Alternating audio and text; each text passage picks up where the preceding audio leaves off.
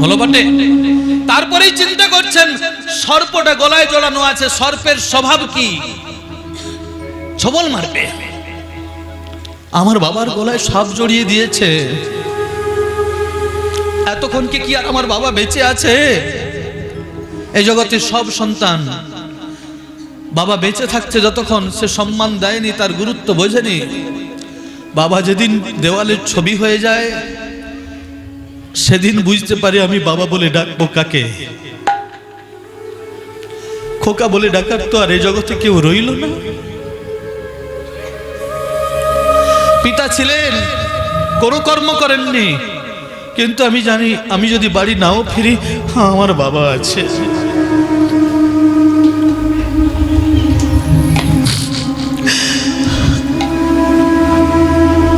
আর যদিও বা ফিরি, আমার বাবা অপেক্ষা করবে, সবার আগে সেই ব্যক্তিটাই কপাটটা খুলে দেবে।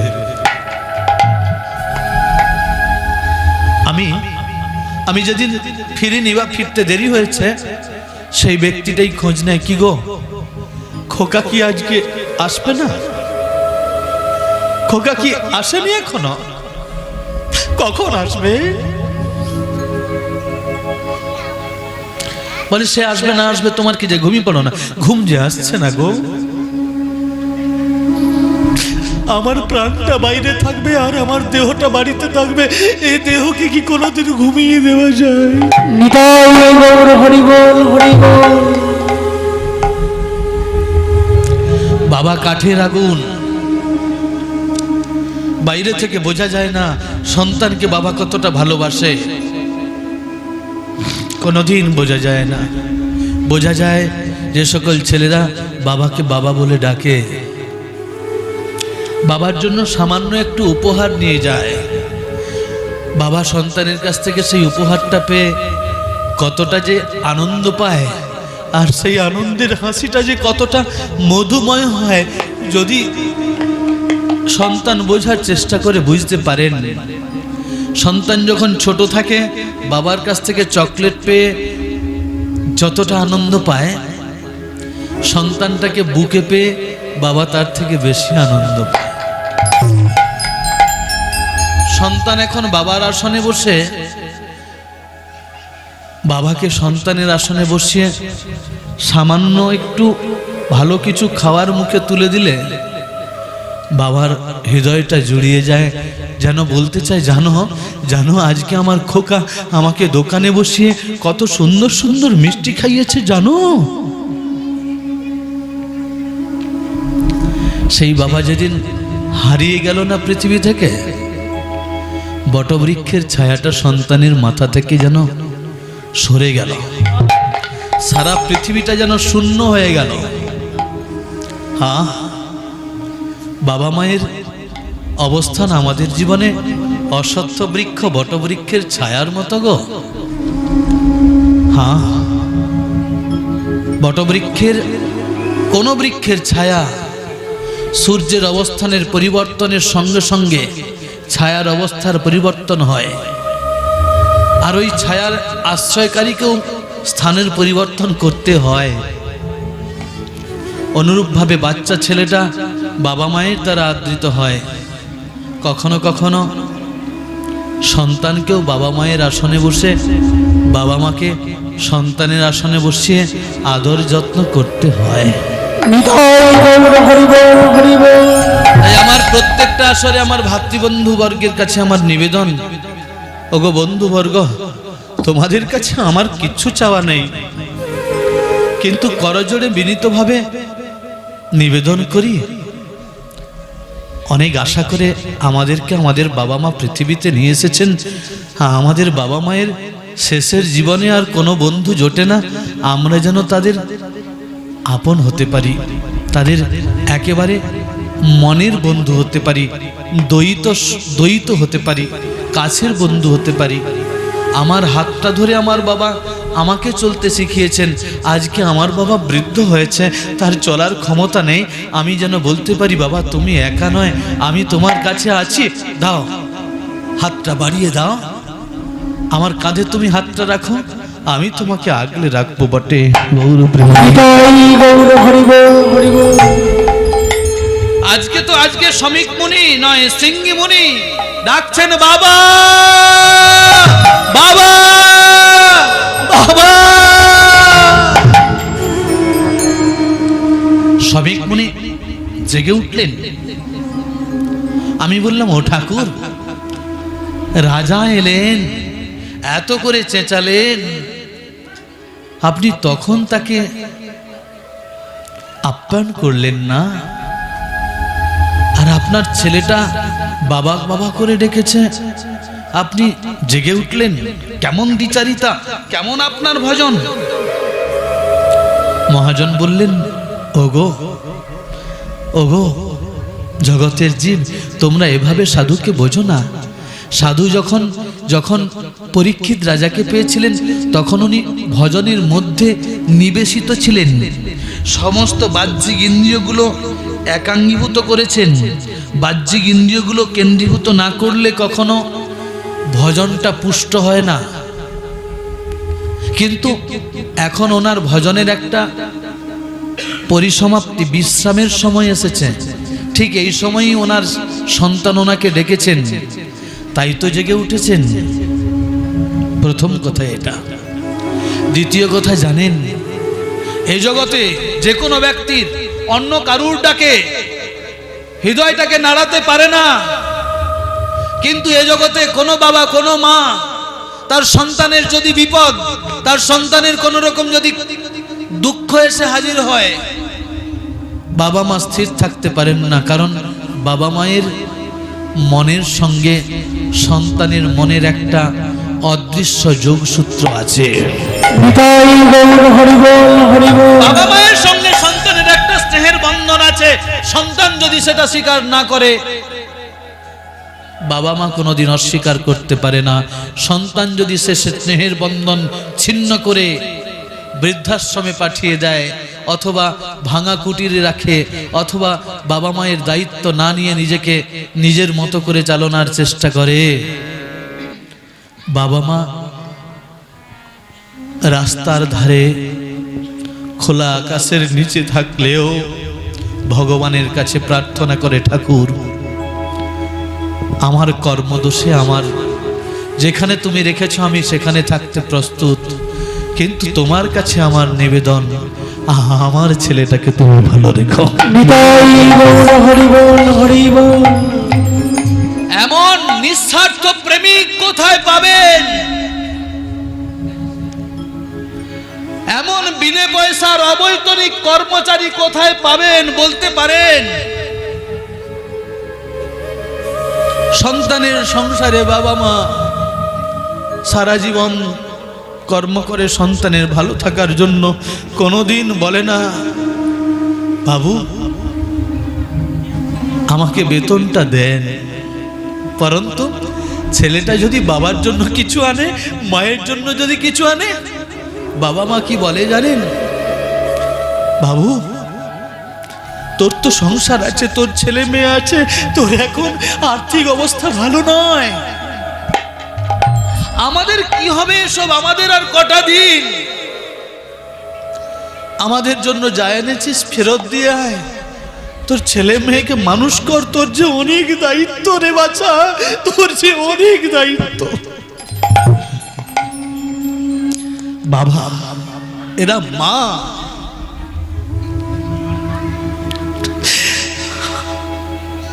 জানেন, সেই সন্তান স্নেহের টানে আজকে জাগরিত হয়েছে। কি হয়েছে তোমার? বলে, পিতা তুমি তুমি তুমি তুমি তুমি জীবিত? বলে, মরার কি হলো? বলে, সর্প। বলে, হ্যাঁ সর্প আছে। আমি কিন্তু অভিশাপ দিয়ে দিয়েছি, যে তোমাকে অপমান করেছে আমি অভিশাপ দিয়েছি। 7 দিন সমাপ্তির সঙ্গে সঙ্গে তার মৃত্যু, তক্ষক দংশনে মৃত্যু, সর্প দংশনে মৃত্যু হবে। পুত্র, তুমি ঠিক করনি। অতিথি এসেছেন, অতিথির আপ্যায়ন করা গৃহস্থাশ্রমে যারা থাকে তাদেরও দায়িত্ব। আমরা সন্ন্যাস আশ্রমে আছি, আমাদেরও দায়িত্ব। গৃহস্থ ব্যক্তিরা তিতাব জ্বালা থেকে মুক্ত হওয়ার জন্য আমাদের কাছে আসে। আমাদের আমাদের ব্যবহারের নৈপুণ্যতায় তাদের দুঃখটা নিবারণ করা আমাদের দায়িত্ব। আমি পারিনি। অতিথি এসে জানিয়ে দিয়ে গেছে উনি এসেছিলেন। তোমার এটা করা ঠিক হয়নি। ভাগবত নীতিশাস্ত্র বাবা, ভাগবত যুক্তিবিদ্যা, ভাগবত তর্কবিদ্যা, ভাগবত দর্শন শাস্ত্র, ভাগবত রাজনীতি শেখায়, ভাগবত ভক্তি শেখায়, ভাগবত আত্মসমর্পণ করতে শেখায়।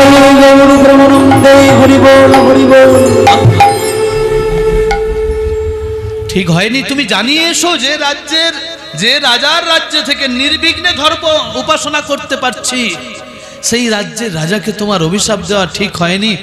পুত্র তুমি জানিয়ে এসো।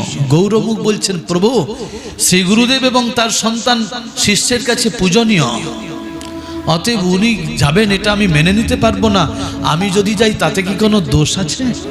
জয় রাধে। শিষ্য সব সময় গুরুদেব এবং গুরুপুত্রের, গুরুদেবের আনুষঙ্গিক সদস্যবর্গের মর্যাদা লঙ্ঘন করবেন না, মর্যাদা দেবেন, নিয়ম এটা। শুধু ভাগবত শুনলাম চলে গেলাম হবে না। ভাগবতের কথাগুলো আমি যেন নিজের জীবনে ব্যবহার করতে পারি। আপনারা সবাই আশীর্বাদ করবেন ভাগবতটা যেন জীবনে ব্যবহার করতে পারি।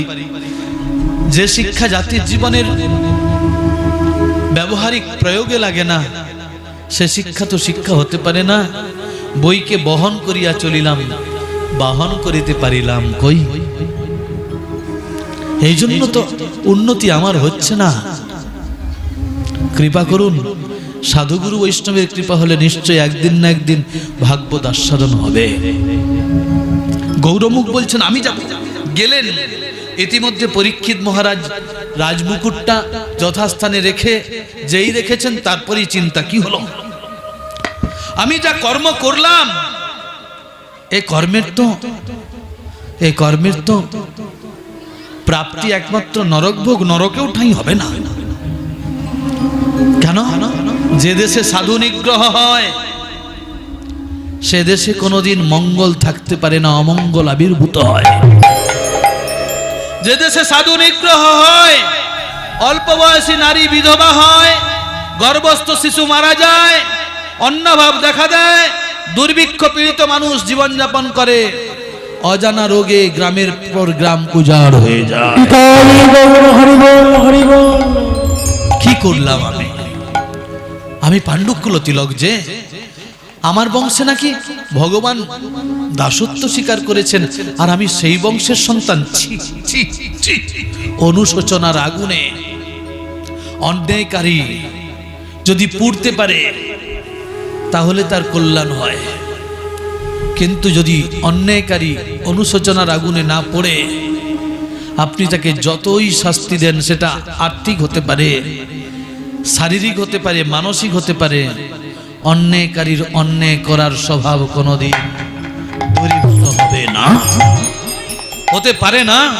অনুশোচনার আমি যা কর্ম করেছি এমন চিন্তন করছেন। গৌরমুখ এসে হাজির। বৈষ্ণব ঠাকুর এসেছেন, পরম আদরে সমাদর করছেন, সংক্ষিপ্ত পরিচর্যা করলেন। তারপর বলছেন, প্রভু আপনার আসার, আপনার আগমনের নিবেদন উদ্দেশ্য কৃপা করে। মহারাজ আপনি স্থির হন, মনটাকে সংযত করুন। কঠিন কথা শুনতে হবে। কি আর কঠিন কথা শোনাবে?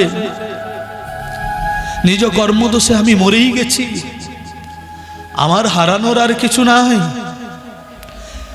আপনি এসেছেন, এতে আমি উপলব্ধি করতে পারছি নিশ্চয়ই আপনি আমার কল্যাণকামী কিছু বার্তা নিয়ে এসেছেন।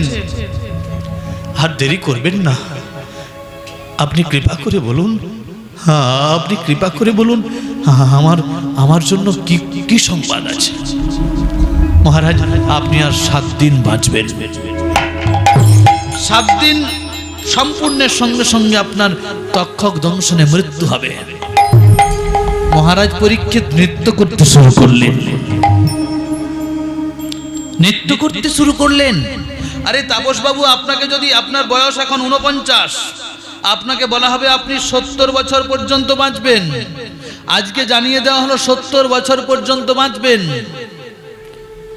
তাপস বাবু ওই 70 এন্ডিং লাইনটা লক্ষ্য করতে করতে করতে করতে ভয়ে মৃত্যু হয়। 70 অবধি যেতে পারবেন কি? তার আগেই কত বন্ধু এসে যাবে, সুগার, প্রেসার, কোলেস্টেরল, থাইরয়েড ইত্যাদি ইত্যাদি। করণীয় কর্তব্য কি ওটা বলবেন। অবিবেচক ব্যক্তি মৃত্যুকে ভয় পায়, বিবেচক ব্যক্তি মৃত্যুকে ভয় পায় না। কারণ তিনি জানেন ইয়া তস্যহি ধ্রুবর মৃত্যুর ধ্রুবং জন্ম মৃতস্য চ তস্মাৎ পরিহার্যর্থে ন সচেতন অমরহসি। জন্মিলে মরিতে হবে, অমরকে কোথা কবে, চিরস্থির কবে নির্হায়ের জীবন নদে। আপনি নাচছেন, নাচবো না, এ জগতের কেউ জানে না কবে তার মৃত্যু হবে। আমি জেনেছি আমার এখনো 7 দিন আয়ু আছে। আমার মতো সুখী এ জগতে আর কে বা আছে? চলে গেলেন। যার হাতে কাজ সকাল সকাল সাজ, যার হাতে সূর্যাস্ত নিলামের টাকা, তার পথে বৃক্ষের ছায়ায় অপেক্ষা করা চলে না। সঙ্গে সঙ্গে চিন্তা করলেন, সভাসদবর্গকে জিজ্ঞেস করেছেন, উত্তর মনোমত পায় না। তাই জন্মেজয়কে রাজ্যের দায়িত্বটা দিয়ে দিলেন। কেন? অন্য ছেলেরা, সকল পিতামাতার প্রথম সন্তান প্রেমজ, আর বাকিটা বলছি না, ওদিকে গেলে হবে না। প্রেমজ সন্তানই পিতৃ সম্পদ পাওয়ার সম্পূর্ণ অধিকার রাখে। এটা ভাগবতে ঋষভদেব বলেছেন।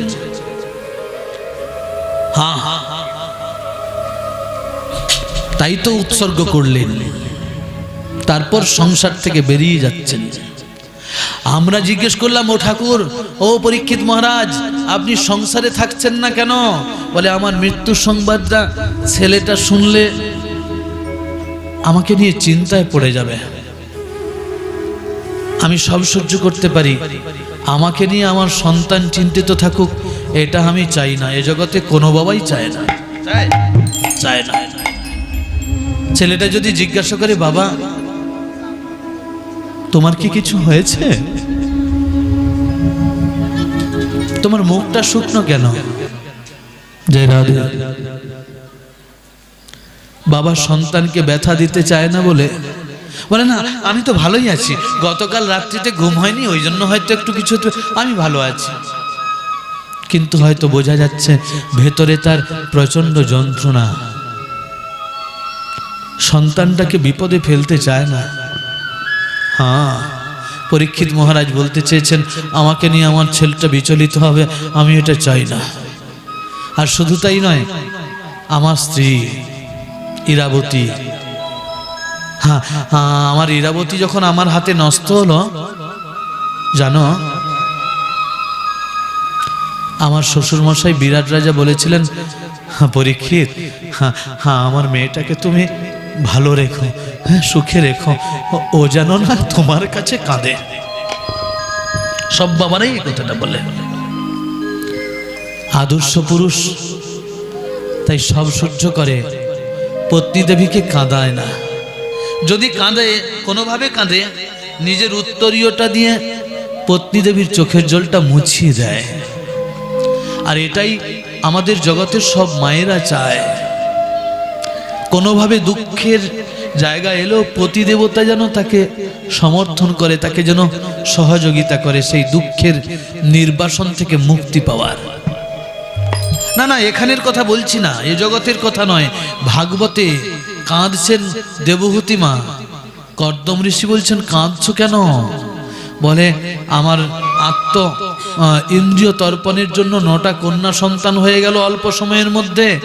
আমি হতভাগিনী, আপনি তো চলে যাবেন পূর্ব শর্ত অনুযায়ী ধর্মপথে, আর ধর্মপত্নীর কর্তব্য পতিদেবতাকে ধর্মপথে নিয়োজিত করা। কিন্তু জানেন, অভাগানী নারীদের তো তিনটে জীবন। প্রথম জীবনটা পিতার কাছে কাটে, দ্বিতীয় জীবনটা পতিদেবতার কাছে কাটে, তৃতীয় জীবনটা সন্তানের কাছে কাটে। সে সন্তান যদি কন্যা সন্তান হয়, কন্যা সন্তান পরগোত্রে চলে গেলে সন্তানের শ্বশুর বাড়িতে কোনোদিন পিতামাতাকে মানায় না, বড্ড বেমানান লাগে। আর পুত্র সন্তান খেতে দিক নাই দিক, দিনের শেষে পুত্র সন্তানটাকে দেখতে পেলে সুখ হয়, আর মৃত্যুর সময় সন্তানের মুখটা দেখে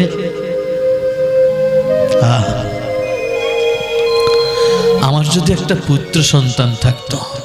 কর্দম ঋষি চোখের জলটা মুছিয়ে দিয়ে ধর্ম উপাসনা করে পুত্র সন্তানের নির্দেশটা দিয়ে দিলেন। কশ্যপ মুনি দিতিমাতা অদিতিমাতাকে এভাবেই নির্দেশ করেছেন। নন্দ মহারাজ দেখছেন মা যশোমতী সেদিন কাঁদছেন। কাঁদছ কেন? মানে নারী জীবনের শ্রেষ্ঠ উপহার তোমাকে পিতৃত্ব দিতে পারিনি, তোমাকে পিতা বলে ডাকার একজন কাউকে তোমাকে দিতে পারিনি আমি, আমার মতো অভাগিনী কে আছে? হ্যাঁ, নন্দ মহারাজ বললেন, আরে চিন্তা করো না, চোখের জল মোছো, চলো। জাগতিক সুখভোগের জন্য লালায়িত হলে চিত্ত বিচলিত হয়, চলো ঈশ্বর ভজন করি, হরি ভজন করি।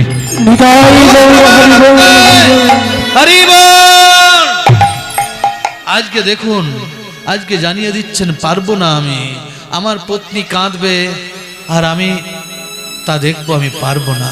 আর সর্বোপরি কি জানো, আমার মা কাঁদবে। আমার মা ছোটবেলা থেকে কত কেঁদেছে, কত দুঃখ পেয়েছে, অল্প বয়সে আমার পিতাকে মানে তার পতিদেবতাকে হারিয়েছে। আমি বড় হয়েছি, আমি রাজা হয়েছি, মায়ের চোখের জলটা একটু শুকিয়েছে। হ্যাঁ, আমি আবার তাকে কাঁদাতে চাই না। এটা বাইরের দিক। ভেতরের দিক, বিষয়ের মধ্যে থাকলে মনটা বিষয়ে হবে, ভগবানকে ভুলে যাব। আর যদি বিষয় থেকে মুক্ত হয়ে যাই, গঙ্গা তীরে সাধু দর্শন হবে, মনটা পবিত্র হবে, গঙ্গা স্পর্শ হবে, পাপ দূরীভূত হবে, দেহটা নির্দিষ্ট সময় পতন হবে। গঙ্গার তীরে সাধুদের নিকটে পতন হলে আমার ভজন থাকুক নাই থাকুক ঊর্ধ্বগতি হবেই হবে। কি উদ্দেশ্য, কি উদ্দেশ্য ইঙ্গিত করছেন? চললেন সুকমনি তালে, দৈবের প্রভাবে এসেছেন সুখদেব গোস্বামীপাদ।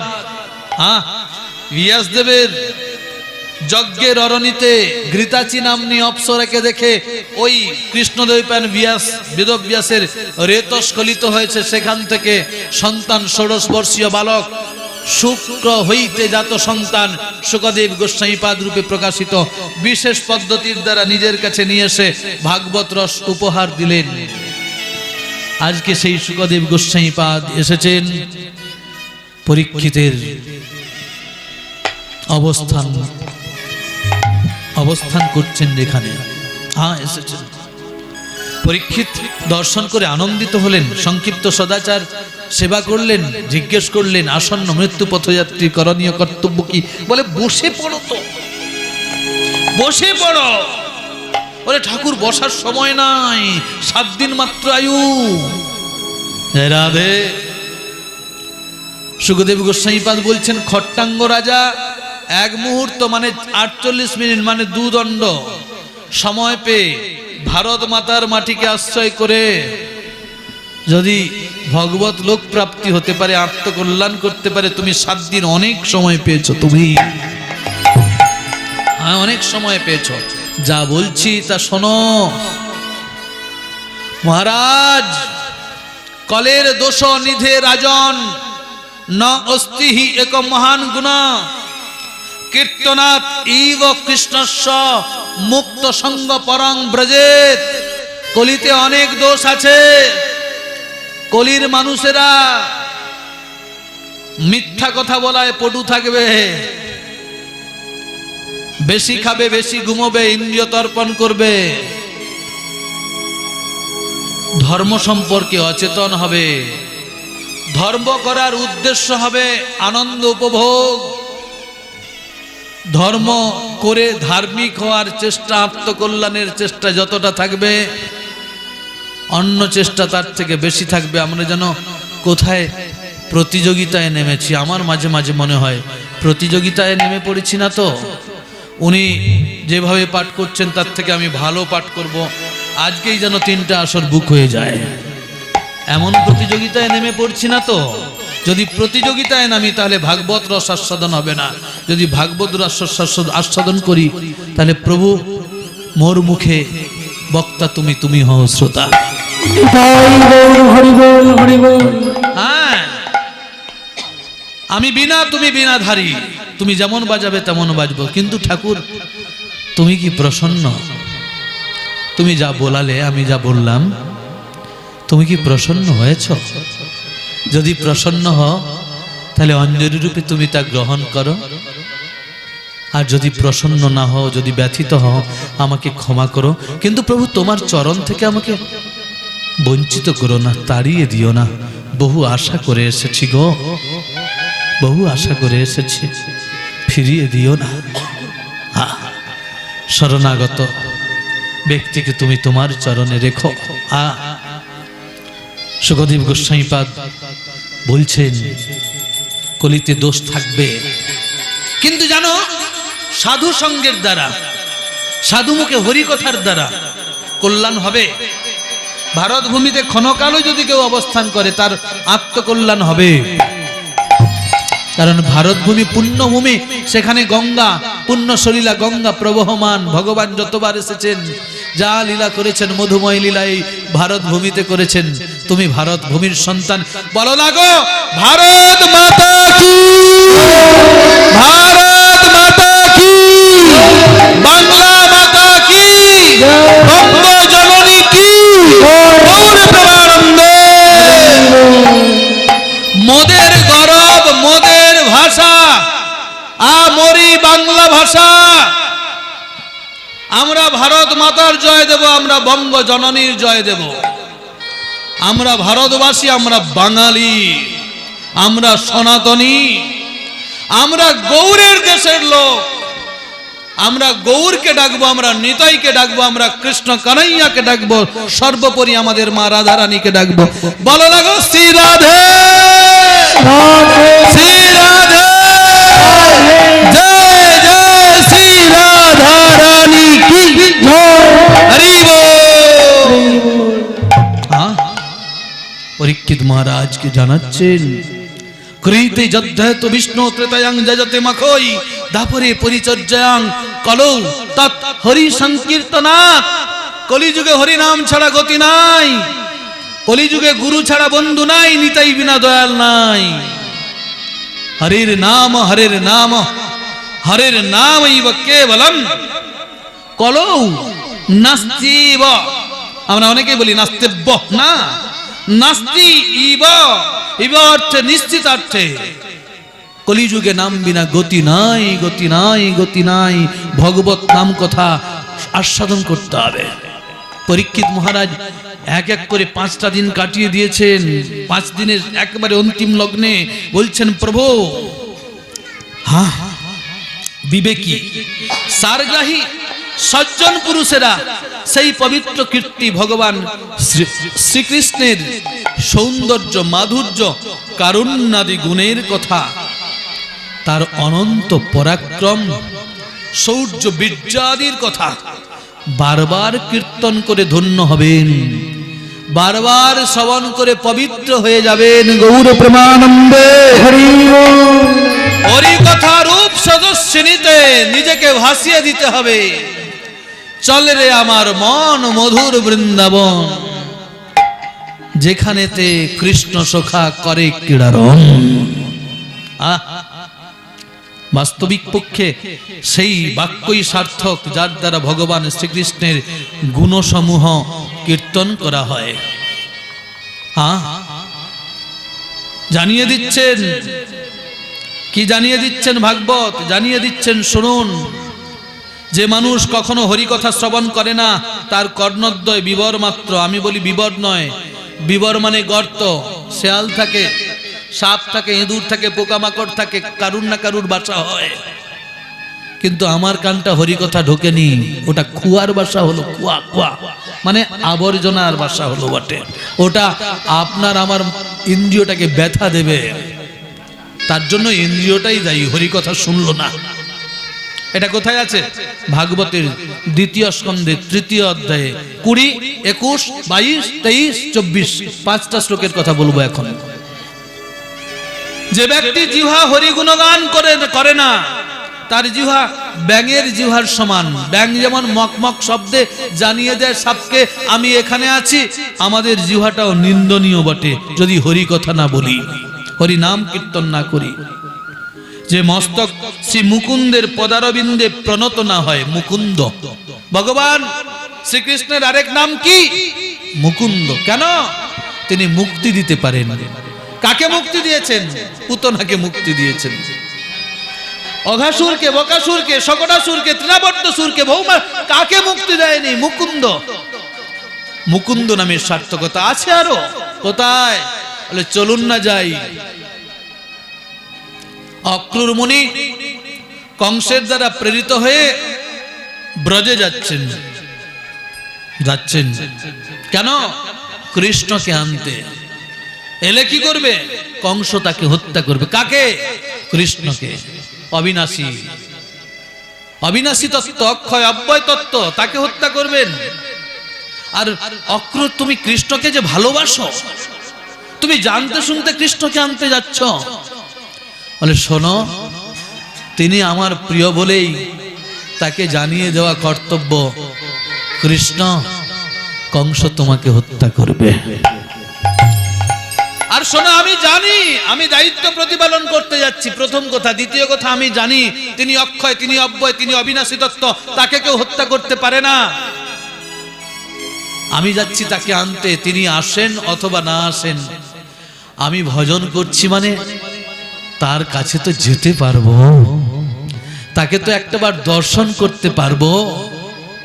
আমি যদি সুযোগ পেয়েও যদি তাকে দর্শন করার সুযোগ পেয়েও যদি না দর্শন করতে যাই, তাহলে তো আমি গোবিন্দ দর্শন থেকে বঞ্চিতই হয়ে গেলাম।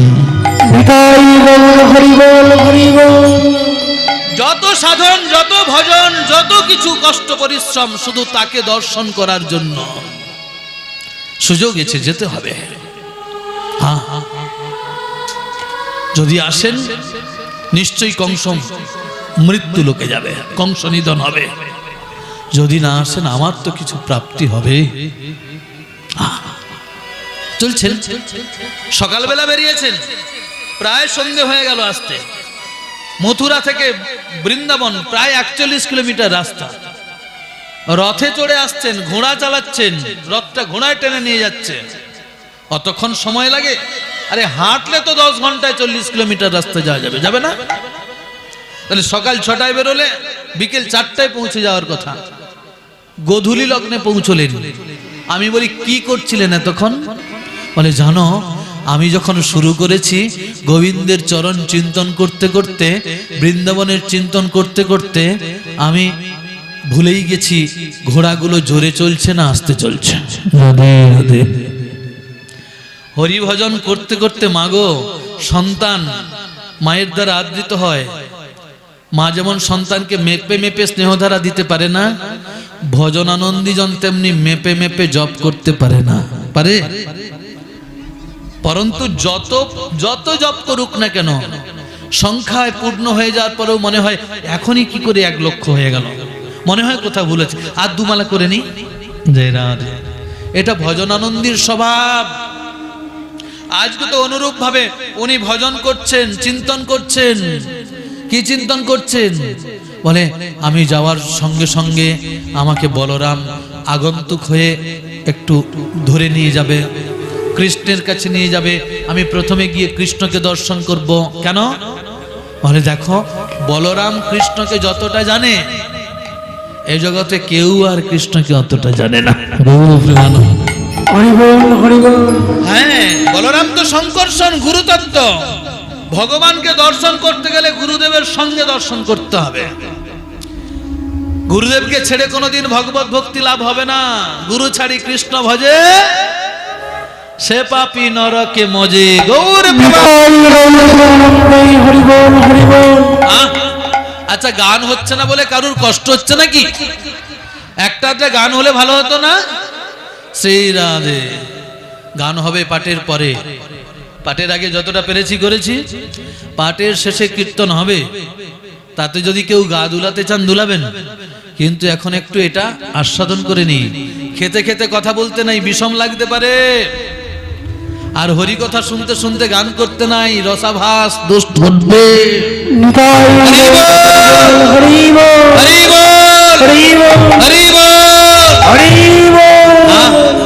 এমন চিন্তন করছেন, চিন্তন করতে করতে বলে আমি এইসব চিন্তন করতে করতে বুঝতেই পারিনি ঘোড়াগুলো আস্তে চলছে না জোরে চলছে, কোথাও দাঁড়িয়ে গেছে কিনা।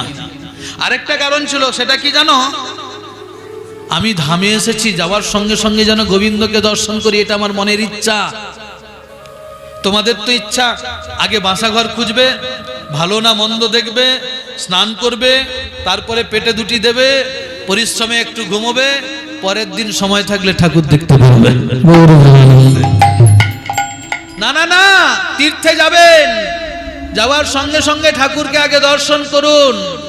যেদিন গেলেন সেই দিন রাত্রি উপবাস করুন, পরের দিন একটু সংস্কার হয়ে যান, সজ্জিত হয়ে যান, তারপর বলুন প্রভু এসেছি তোমার কাছে, সজ্জিত হয়ে এসেছি, তোমার কি ভালো লেগেছে?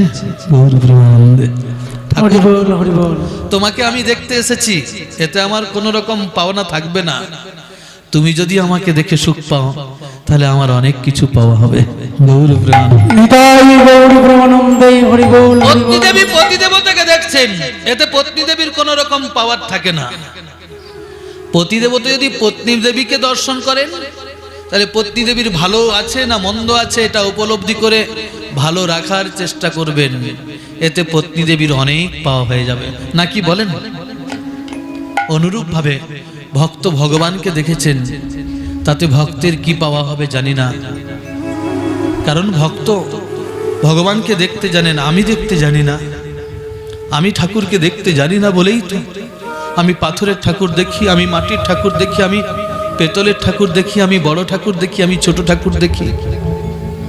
কিন্তু জানেন, যত প্রকারের বিগ্রহী হোক না কেন সবই মহিমায় এক।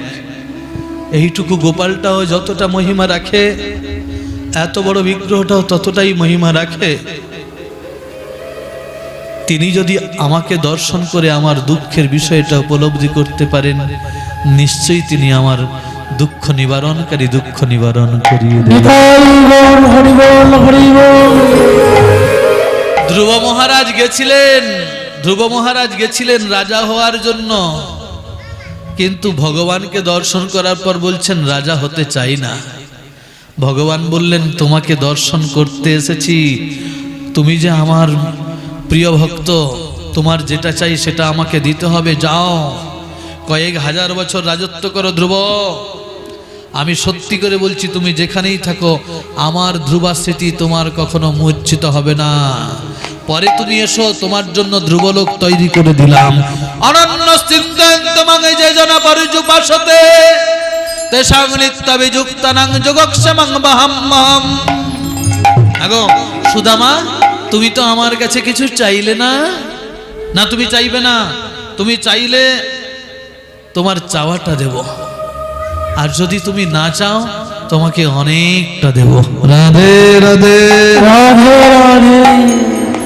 বাড়িতে কিছু কাজ করাচ্ছেন, কর্মীকে যদি বলে দেন এই কাজটাই হবে, উনি ওইটুকুই করবেন, আপনার মনোমতো নাও হতে পারে। কর্মীকে বলবেন এই কাজটা আছে, তুই তোর মনের মতো কর, দেখবেন সে যখন মনের মতো করে কাজটা করবে, ওই কাজটা দেখে আপনার আনন্দ হবেই হবে। ভগবানের দর্শন আজকে দেখিয়ে দিচ্ছেন প্রভু, তোমার দর্শন সুখ। আজকে বললেন আমি দেরি করলাম কেন জানো? আমি তো সকালে বেরিয়েছি, ঠাকুরজি গোচারণে গেছেন। আমি যদি 12টার মধ্যে ঢুকে যাই, ঠাকুরজিকে দেখতে পাবো না, কারণ উনি গোচারণে থাকবেন। সঙ্গে বলরামে গেছেন। আমি তো অরফেন বয়ের মতো একা একা থাকবো, একা একা থাকবো কিনা, অন্য ভক্তের দ্বারা পরিচালিত হব, আমার ভালো লাগে না। আমার এই বৃন্দাবন চকে কোনো পরিচিত ব্যক্তি যদি না থাকে, অপরিচিত ব্যক্তির কাছ থেকে আমি কি আমার মনের মতো ব্যবহারটা পেতে পারি?